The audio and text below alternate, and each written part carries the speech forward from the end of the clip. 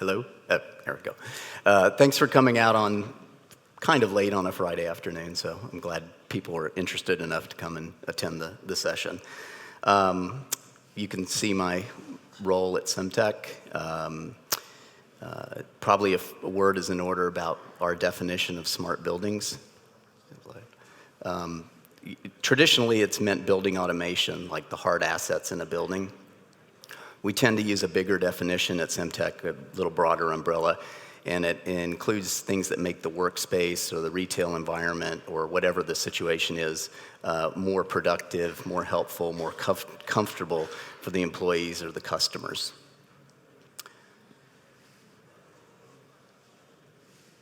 Oh, okay.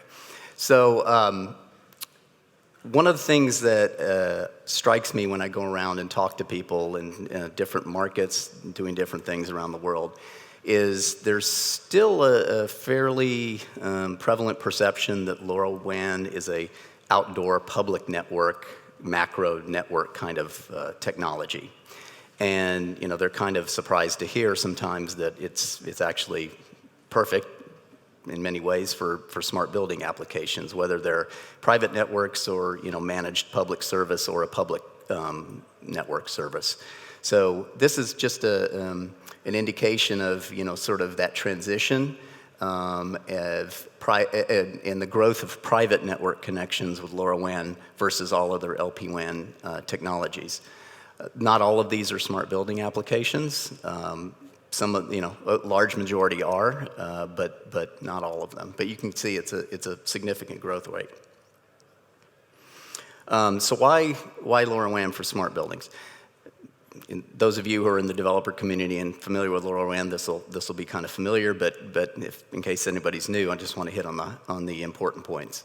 So the most important thing is battery life. Many of the use cases we're targeting and seeing traction with require devices to be put in somewhat inaccessible places, a little bit out of the way, and the last thing anybody wants to do is go change batteries all the time. We kind of give this acronym the Ohio Principle, which is only handle it once.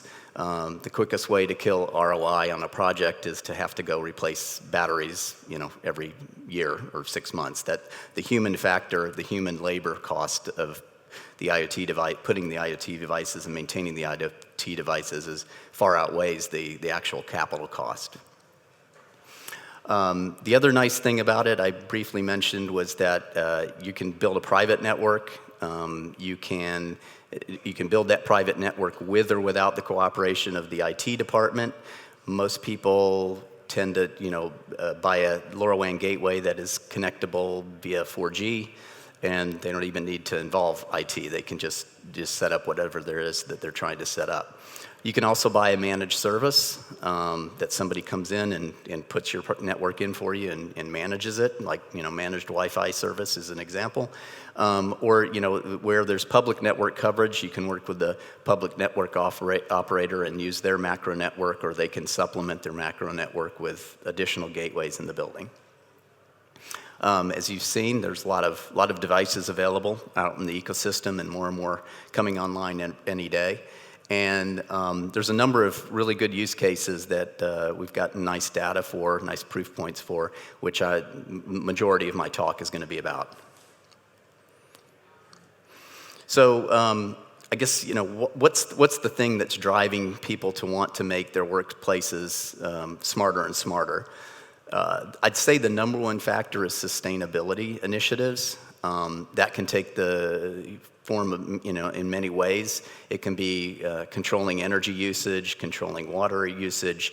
There's a number of different ways that reducing your square footage, has a lower impact on the environment. Doing predictive cleaning instead of time-based cleaning both reduces the cost and the amount of cleaning supplies that are used. So there's a number of things that kind of fall under that big sustainability umbrella. There's a widely cited rule in put that in quotes, in real estate by the company JLL, the 300 rule, which is basically for every dollar that you spend on energy, you spend $10, or energy, any kind of utility. You spend $10 on lease costs, and you spend $100 on employee costs. So when you look at the impact that IoT can make on having a more comfortable, productive workplace, if you can influence that 300 number, it has a much more massive impact than trying to influence the energy consumption alone, 100 times greater impact. So there's been a lot of emphasis in that area in the last 3 or 4 years, really. So things like individualized environmental control, conference and desk utilization and booking is becoming a pretty big thing because more and more companies are moving to more mobile workforces and flexible workspaces. So the employee satisfaction is increased by, knowing that you have a conference room booked and it's going to be available, or knowing you have your favorite desk booked and it's going to be available, they don't have to wander around looking for a place to sit. In addition, if you think about the workforce is becoming younger and younger, and more millennials enter the workforce, and they've grown up in an era of mobile workplaces and working at Starbucks, working at your house. They kind of need a reason to come into the office. It's got to be cooler than the other places they could choose to go work. So that has a major impact on recruitment, retention, all those kind of things, which hits that 300 number squarely in the middle. And the last point I'd make is there's a quote up there from Peter Drucker about that which can be measured can be improved. So the point of this is that this is all sort of new, this efficiency thing. You may not know where the journey is going to end, but unless you start collecting data and establish a baseline of how it's working right now, you can't ever improve it. So you got to start somewhere. You got to have something to work off of.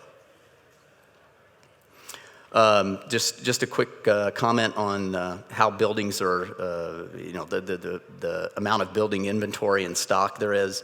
You can see that traditional commercial office buildings are about half the market, and of that half, 54% are office buildings, and the other, retail and food and sales.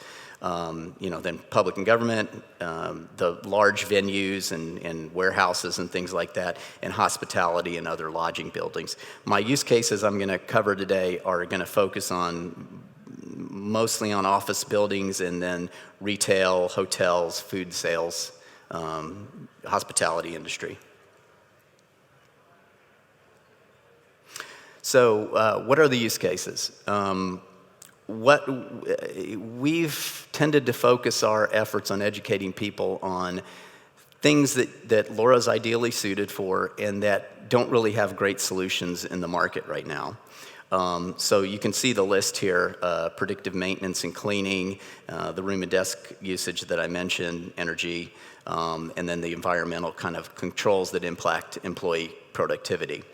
So I'm now going to go through some use cases around many of those areas. Oh, sorry, one other thing.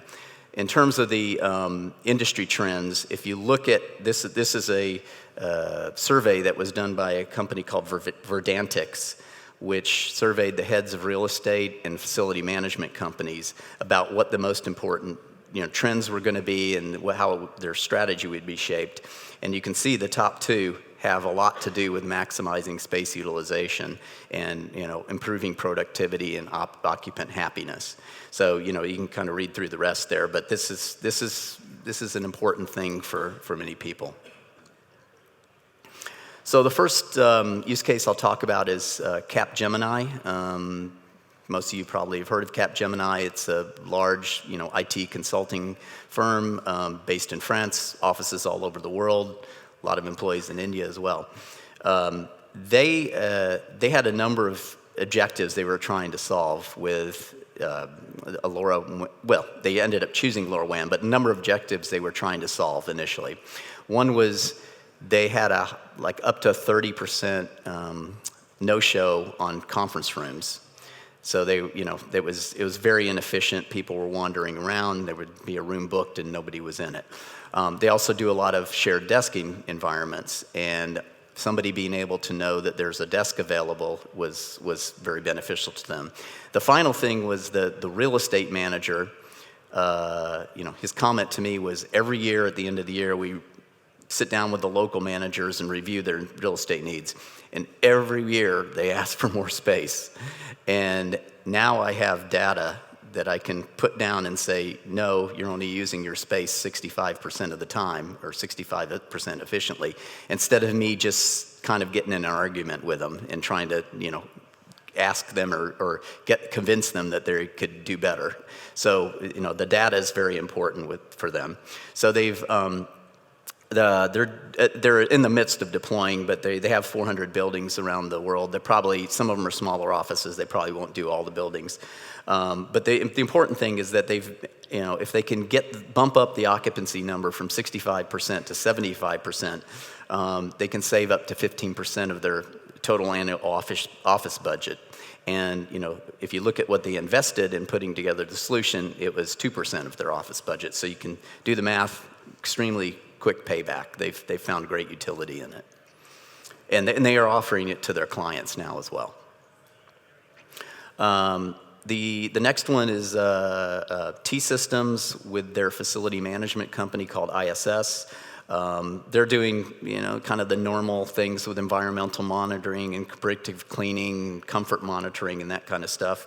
They had many of the same objectives as Capgemini did. I think the interesting thing for both of these companies is that they're large organizations, so that they're representative of other large organizations, but they chose to use themselves as kind of the guinea pig, the first implementation of whatever their solution was. So T-Systems is working with their facility manager, but they're really testing the effectiveness of a lot of this stuff and want to offer it to clients as well. If you move on to hospitality, there's many of the same kind of use cases, but there's a couple of unique ones in there, such as remote thermostat control, fridge and temp monitoring, and panic buttons. I kind of called it fridge monitoring specifically, not cold chain, because cold chain kind of implies, farm to fork. We're really talking about what you can monitor inside a building if it's a restaurant or retail environment or whatever it is. So I'll talk a little bit about each of these. The first one was a project with Accor Invest that one of the LoRa Alliance ecosystem guys, Curlink, and a company called H Experience, they did together. It really was part of an overall initiative by Accor Invest to meet some corporate sustainability goals. And the only way they could do it was to collect data, monitor things through various IoT devices. They selected LoRa, same reasons most people select LoRa, that you could cover a hotel fairly easily. There was a good selection of sensors available, and it just enabled them to collect the data that they needed. So they're doing things to monitor the maintenance requirements of different things, monitor water consumption, monitor temperature controls, all that kind of stuff. So they found it to be a very helpful thing. You can see they predicted more than a 40% return on investment, and they are going to expand that program. Last year they did quite a few hotels, but they're expanding the program a little bit bigger. This is a cold chain example, and if you were in the other room, you might have heard Laird talk about this kind of example too. This one is, I think, very interesting because it's tied to legal mandates. So you have to have an accurate record of what your temperatures were in your fridge, whether it's a pharmacy, a grocery store, whatever. If you're storing things, you have to log what the temperature is at certain intervals. So the benefit here is that you can now automate all that data collection. You've got a digital trail. You get real-time information. Because you get the real-time information, you also can act on problems much more quickly. So, if you don't know that the fridge temperature dropped below its threshold till 4 hours later when the guy goes to check it, you might have to throw all the inventory away that's in the fridge because it's no good anymore. If you know, immediately the guy can go do something about it, move it to a different fridge or fix it, or what, if somebody left the door open, who knows? So there's tremendous value there, there's tremendous benefit. If you think about an environment where usually fridges are kept, pretty difficult RF environment. Commercial kitchens are lots of stainless steel and metal, and usually in the back deep end of the building, hidden away. So it's a difficult RF environment. And then if you have to place the sensor inside the fridge itself, that makes it even more. You're in a metal box and walk-in cooler or something like that. There are various ways you could use a probe and put the thing transmitting the data outside the fridge, but that's a little more complicated installation and not always completely feasible. The final one I'll mention here is around panic buttons. This is maybe a little more US-centric at the moment. But what's happened in the US market is a number of states and large cities have passed laws that require hotels above a certain size of rooms to outfit their staff with a means of calling help if they feel in distress. So you can imagine, I guess it's a bigger problem than we realize since we're not in the industry, that housekeepers feel, unsafe a lot of the time. You think about where some of these things might occur in a room or in a stairwell, stairwell, parking lot. Those aren't usually covered very well by other, like Wi-Fi or something like that. So you need to make sure you have a way to cover the building very easily. So what's happening here, and I think this is probably going to be mandatory throughout the United States, but the panic button can be used in a hospital to call for help or call something. There's applications at universities and various kinds of schools, so it can be other things, and it doesn't have to be a panic all the time. So the way most of these work is they have a Bluetooth and or Wi-Fi sniffing, which does the room location. They identify what room they're in when it's pressed. Most larger hotels have a very high density of access points, so the Wi-Fi works pretty well for locating, and those access points now have Bluetooth in them too. So you can get a pretty good indication of where the person is when they press the button. They then use LoRa as the uplink to connect to the network and collect the data, monitor it, send alerts, have somebody go check on the person, act on the in the information. So the value to people is not only does it create happier employees, but really it's you have to do it some way. There's a legal mandate, and there would be more to have to do this. There are solutions that have been on the market for a while. That are Wi-Fi based, all completely Wi-Fi based, but they suffer from relatively poor battery life, and again you have the coverage problems that in elevators and stairwells and things like that, which are places where attacks are more likely to occur than in the middle of the lobby.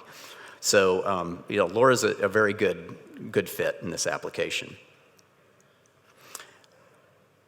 So I'm probably ahead of time, but I'll close with this slide, which talks about it's from, I believe from IHS, yeah. This is the predictions for the number of connections and connected spaces. And I like that term better than smart buildings, actually, because I think we're talking about a broader definition than that. But you can see it's a fairly substantial growth curve, and it's by most counts, smart buildings is, the second or third largest projected vertical market segment for LoRa success in the next coming 5 years. And with that, I'm finished. Okay, thank you so much. Oh, I'm sorry, I'm not finished. Okay, I was about to say, what's the box? I forgot my prop. So this is a kit that Semtech has put together. I call it a technology demonstrator. So it's really designed to be a plug-and-play, smart building kit. So it includes like 20 different kinds of sensors, a couple of gateways that resemble the TTN, little Wi-Fi connectable gateways, a hotspot with a gig of global data. So the idea is that somebody with very limited experience can go in and set this up. There's QR code you scan, everything gets provisioned through our development servers. And you can do a demonstration either internally to your boss or whoever, or you can take it even to customers. It doesn't really, I mean, if the point of the customer visit is to just get them comfortable that LoRa can work in this application, it doesn't matter that it's not really running through the right network or going to the right application platform. The idea is to be able to have something that's easily portable.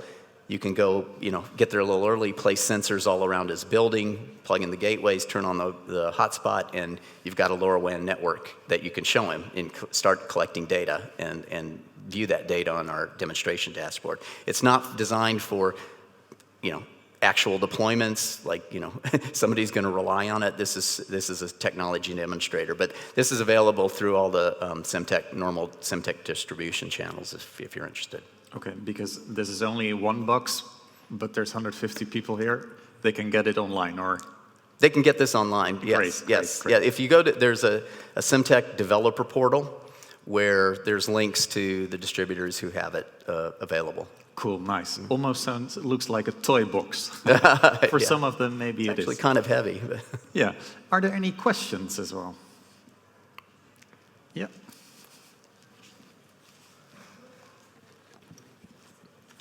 Yeah, maybe you'd like to pass on the microphone. Hi, my name is Thanasis, and I work in Delft. Using panic buttons with LoRa, don't you consider it risky? Because in my scenario, sending uplinks with LoRa does not always succeed. What's your comment on that? So yes, of course, LoRa is at the end of the day sort of a best effort protocol. There are ways you can try and mitigate that with, additional gateway density, or, a button press actually means it sends several messages to the network so that you have more chance that something will get through.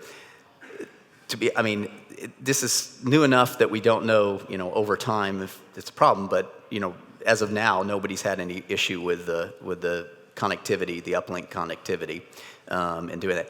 This could also be a fact that most of these are deployed in the U.S., where the frequency plan and on-air requirements are very different than they are in Europe. So maybe it's a bigger concern in Europe than it is in the FCC markets. Yeah. Okay.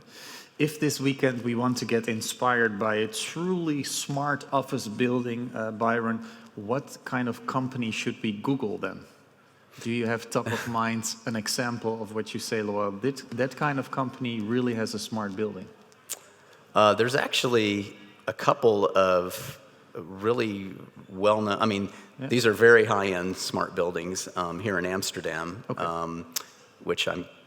Who's from Amsterdam? Yeah, I believe also the Deloitte building? The Deloitte building, yes. The Deloitte building is the one, if you just Google that, that's what will come up. Yeah, cool. It's a sort of the showpiece building really globally. I also moderated recently a smart workplace design event whereby Airbnb spoke. And I was impressed by their building as well. They had beautiful videos and pictures. Yeah.